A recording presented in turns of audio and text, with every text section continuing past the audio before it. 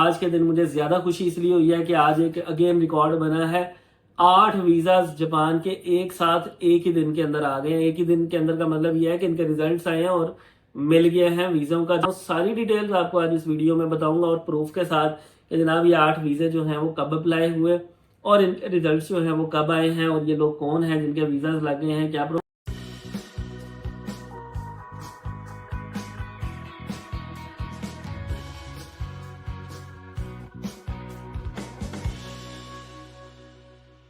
अस्सलाम वालेकुम, this is Ali from Ali Baba travel adviser. एक ही दिन में 8 जापान के वीज़ों का रिकॉर्ड अगेन कायम कर लिया है और ये वो वाला वक्त है जब मैं 2018-19 में इतने ज़्यादा वीज़ा जो है वो जापान के करवाया करता था कि सब लोग मुझे फ़ोन करके कहते थे कि क्या जापान के साथ ऐसे मामला हैं कि आपके डेली बेसिस पे 5-5 7-7 वीज़ाज आ रहे हैं। और उस टाइम में मेरा नाम लोगों ने अली जापान वाले के नाम से रख दिया था। और आज के दिन मुझे ज़्यादा खुशी इसलिए हुई है कि आज एक अगेन रिकॉर्ड बना है। 8 वीजाज जापान के एक साथ एक ही दिन के अंदर आ गए हैं। एक ही दिन के अंदर का मतलब यह है कि इनके रिजल्ट्स आए हैं और मिल गए हैं। वीजों का जो प्रोसेसिंग टाइम है वो क्या था, ये किन के वीजाज हैं, वो सारी डिटेल्स आपको आज इस वीडियो में बताऊंगा और प्रूफ के साथ कि जनाब ये 8 वीजे जो हैं वो कब अप्लाई हुए और इनके रिजल्ट्स जो हैं वो कब आए हैं और ये लोग कौन हैं जिनके वीजाज लग गए हैं, क्या प्रोफाइल है, सारी डिटेल्स आपको आज इस वीडियो में फराहम की जाएंगी। लेकिन उससे पहले मैं आप लोगों को एक चीज बता दूं कि जापान हमारा मोस्ट फेवरेट कंट्री रहा है बहुत अरसे से। और 2017-18 वो तमाम लोग जो कि मुझे जानते हैं इतना पुराना, और उनको पता होगा कि जापान के ऊपर जितना ज्यादा काम मैंने किया हुआ है शायद ही किसी ने किया वो। बाकी और लोगों ने बहुत सारे और कंट्रीज का काम बहुत ज्यादा किया होगा, लेकिन जापान मेरा मोस्ट फेवरेट कंट्री रहा है। और अगेन इसके 8 वीजा आने की खुशी मुझे जो है वो सबसे ज्यादा है। शुरू करते हैं आज की इस वीडियो को। वो तमाम लोग जिन्होंने चैनल नहीं सब्सक्राइब किया वो चैनल सब्सक्राइब कर लें। सबसे पहले तो ये हमारे जमान भाई का वीजा लगा है जी, जमान हयात और उनके बेटे हैं फराज, उनका वीजा जो है वो लगा है।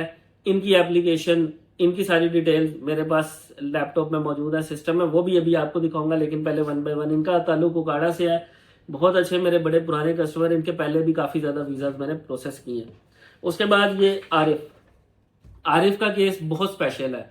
स्पेशल क्यों है कि इनका जो है ना वो वीजा हमने अप्लाई कराया था फ्रांस से। ये पेरिस में है, फ्रांस में। पहले पाकिस्तान में होते थे, फिर ये उधर शिफ्ट हो गए और फ्रांस से इनका वीजा हमने अप्लाई करवाया। और यहाँ पे लिखा भी हुआ है कि पेरिस से वीजा इनका इशू हुआ और ये भी 13 तारीख को इशू हुआ। ये भी वाले वीजा जो 2 राना साहब के और उनके बेटे के लगे, ये भी 13 तारीख को इशू हुए और ये भी 13 तारीख को वीजा इशू हुआ है। ये भी आप देख सकते हैं, ये टोटल 3 वीजा। उसके बाद हमारे ये वीजाज हैं। ये एक सैयद इमरान हुसैन शाह साहब हैं, इनका मैंने केस लिया था इस्लामाबाद में और इस्लामाबाद से इनका केस प्रोसीड किया था। इनका प्रोसेसिंग टाइम ज्यादा लगा है। वो क्यों ज्यादा लगा है वो भी आपको डिटेल्स आगे चल के बताऊंगा। इनका वीजा 11 फरवरी को इशू हुआ, कल ही इन्होंने रिसीव किया। उसके बाद नीचे ये खुर्शीद साहब हैं, खुर्शीद अनवर, इनकी पूरी फैमिली ऑफ 4, इनके वीजा जो है वो प्रोसेस करवाए। इनका भी प्रोसेसिंग टाइम ज्यादा लगा है। वो क्यों ज्यादा लगा है वो भी आपको मैं बताऊंगा। खुर्शीद साहब का वीजा 13 फरवरी को इशू हुआ।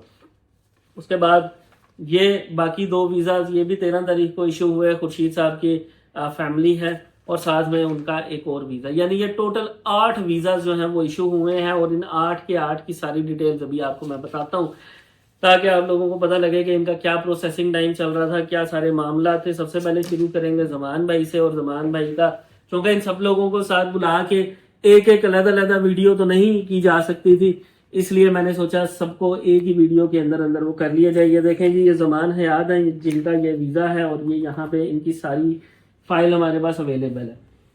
फाइल जो है वो इनकी हमने की थी 3 फरवरी को, ठीक है। 3 फेब को इनकी फाइल की थी, 13 फेब के ये वीजे लग कर आए हुए हैं। ये सारी फाइल इनकी अवेलेबल है। ये इनकी अपॉइंटमेंट्स भी है। 6 तारीख की इनकी अपॉइंटमेंट थी, 6 फरवरी को इनकी अपॉइंटमेंट जो है वो हुई थी। ये इनका नाम भी यहाँ पे देख सकते हैं, ये इनके वीजा भी आप देख सकते हैं। इनका और इनके बेटे का ये वीजा हमने 3 तारीख को फाइल इनको बना के दी थी, 6 को इन्होंने जाके सबमिट करवाई थी। इनका वीजा जो है वो ग्रांट हो गया। उसके बाद आरिफ, ये आरिफ है। आरिफ का जो केस है वो हमने फ्रांस से किया था। यहाँ पे मैं सर्च कर लेता हूँ, Arif Japan case from France. ये आप देख सकते हैं, Arif Japan case from France. ये इनका अपॉइंटमेंट लेटर जो है वो इस किस्म का होता है। ये यहाँ से इन्होंने जो है वो अपॉइंटमेंट ली थी वहाँ पे फ्रांस में कहीं से। और इनका जो है वो हमने अच्छा ट्रैवल प्लान, ये सारा ट्रैवल प्लान वगैरह भी इनका हमने बनाया। और इनकी एप्लीकेशन 9 फरवरी को हमने बना के दी थी और इन्होंने 10 फरवरी को जो है ना वो सबमिशन कराई। सिर्फ 3 दिन में इनका वीज़ा जो है वो लग कर आ गया। इनका वीज़ा बड़ी जल्दी प्रोसेस हुआ, वहाँ से फ्रांस से जल्दी वीज़ा जो है वो प्रोसेस हो जाते हैं। उसके बाद आरिफ के बाद जो है वो हमारे पास है सैयद इमरान हुसैन शाह। इनका केस डिले हुआ क्यों हुआ? क्योंकि कहीं ना कहीं कोई ना कोई वेरिफिकेशन जो है वो पेंडिंग चल रही होती थी। ये देख ले, सैयद इमरान हुसैन शाह, इनका जो केस है वो हमारा सबमिट हुआ था 1 दिसंबर की। इनकी फाइल जो है वो हमारे पास आई हुई है। ये इनका वीज़ा है सैयद इमरान हुसैन शाह। ये 11 फरवरी को इनका वीज़ा इशू हुआ और इनका भी बड़ा अच्छा हमने किया। लेकिन सबसे अहम चीज़ जो मैं आपको बताना चाह रहा हूँ, अब आप देखेंगे कि इनका जो ट्रैवल प्लान है वो क्या था। इनका जो ट्रैवल प्लान है वो जनवरी का था, यानी 25 जनवरी को इन्होंने जाना था और 31 जनवरी को वापस आना था। लेकिन वीज़ा कब ग्रांट हो रहा है? फरवरी में। इसका क्या मतलब है कि अगर आपका जापान का भी ट्रैवल प्लान एक्सपायर हो गया है और अगर आपको वीज़ा मिलना है तो आपको वीज़ा मिलेगा, 100% वीज़ा मिलेगा। अगर आपका ट्रैवल प्लान भी एक्सपायर हो गया, नया ट्रैवल प्लान देने की कोई ज़रूरत नहीं थी उनको। सिंपली हाँ, परेशानी होती रही कि वीज़ा आ क्यों नहीं रहा, पासपोर्ट क्यों नहीं आ रहा, लेकिन जब पासपोर्ट आया तो वीज़ा लगा। सेम केस हुआ खुर्शीद साहब के साथ, खुर्शीद अनवर। इनका भी केस हमने जो है वो किया ही है, बल्कि अभी थोड़ी देर में ऑफिस आ भी रहे हैं। आप इनका केस देखें, खुर्शीद अनवर एंड फैमिली, ये वाला केस हमने इनको भेजा था 19 दिसंबर को।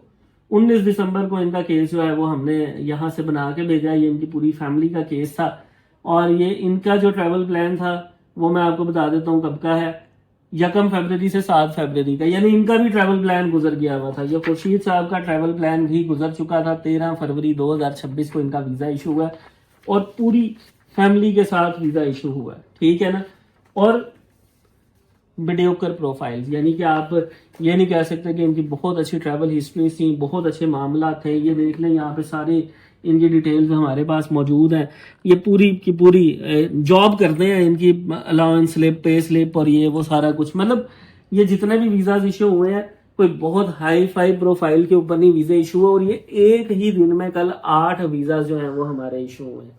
ये हमारे लिए बड़ी खुशाइन बात है कि जापान की इस टाइम तक हमारी जो वीज़ा रेशो चल रही है वो 95% चल रही है। आप लोग ये 8 के 8 वीज़ा देख सकते हैं। इनकी फाइलें मैंने प्रूफ के साथ कि इनकी फाइलें हमने कब बनाई, कब सबमिट करवाई।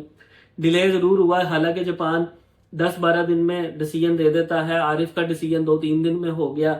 बाकी जो राना साहब हैं उनका डिसीजन 6-7 दिन में हो गया। लेकिन इमरान शाह साहब का और साथ में खुर्शीद फैमिली का जो डिसीजन है वो दिसंबर के केसेस से उनका डिसीजन अब आया, तो डिले कहीं ना कहीं हो जाता होता है। इसलिए आप लोगों ने परेशान होने की ज़रूरत नहीं है। इवन ट्रैवल प्लान एक्सपायर होने के बाद भी वीज़ा जो है वो इशू हो जाते हैं। ये हमारे वीज़ा इशू हुए हैं और जो लोग जापान का वीज़ा अप्लाई करना चाह रहे हैं, अपॉइंटमेंट समेत फाइल सारा कुछ हम आपको करके देंगे। और इसके साथ ये वीज़ा लगने के बाद आप साउथ कोरिया और हांगकांग को भी ऐड कर सकते हैं, ताकि आपकी ट्रैवल हिस्ट्री जो है वो मजीद स्ट्रॉन्ग हो जाए और आप लोग जो है वो घूमें फिरें और इंजॉय करें। मजीद मालूमात के लिए आप हमारे दिए गए नंबर्स के ऊपर रब्ता कर सकते हैं, जो कि आपको स्क्रीन पर भी मिल जाएंगे और डिस्क्रिप्शन में भी मिल जाएंगे। बहुत शुक्रिया, खुदा हाफिज़।